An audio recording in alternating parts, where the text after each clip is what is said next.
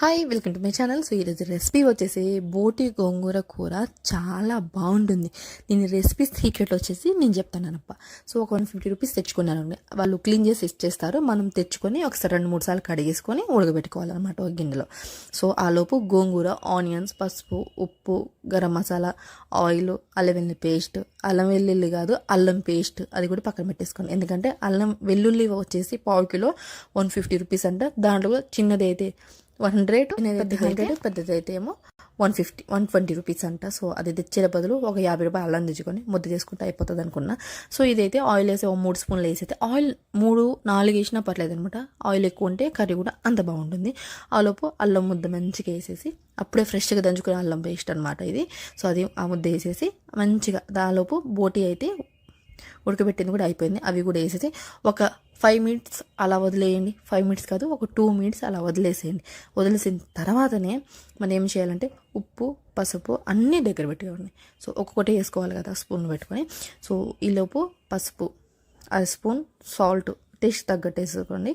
So ఉప్పు ఎక్కువైనా మంచిగా ఉంటుంది అనమాట. సో గోంగూర పులుపు ఉంటే దానికి దీనికి సెట్ అవుతుంది అనమాట. సో టేస్ట్ తగ్గట్టు వేసుకుని ఆల్రెడీ మనం ముందు వేసాం కాబట్టి సో ఇప్పుడైతే కొంచెం చూసుకుని వేసుకుంటే సరిపోతుంది. సో దాని తర్వాత ఏముంది, కాసేపలన్నీ వదిలేసిన తర్వాత కారం మంటుంటే ఎక్కువ తినాలనిపిస్తే ఎక్కువ స్పైసీనెస్ కావాలంటే వేసుకోండి. సో పిల్లలు తినేవాళ్ళంటే కొంచెం తగ్గించేసుకోండి. సో నేను కారం అయితే 1.5 స్పూన్ వేస్తున్నాను. స్పైసీ తగ్గట్టు వేస్తున్నాను. మా వాడు కూడా ఫుల్ తింటున్నమాట కారాలు అనమాట. సో కారం వేసిన తర్వాత అలా వదిలేసిన తర్వాత ఒక 1/2 స్పూన్ ధనియాల పౌడర్, గరం మసాలా 2 కలిపి వేసేసుకోండి. వేసుకున్న తర్వాత గోంగూర వేసే ముందు కూర కారాలన్నీ పట్టాలంటే ఒక 3 మినిట్స్ అలానే ఉంచేయండి. దాన్ని కదపకుండా ఉంచిన తర్వాత అంటే కలిపేసిన తర్వాత అసలు కదపకుండా అలానే ఉంచేయండి.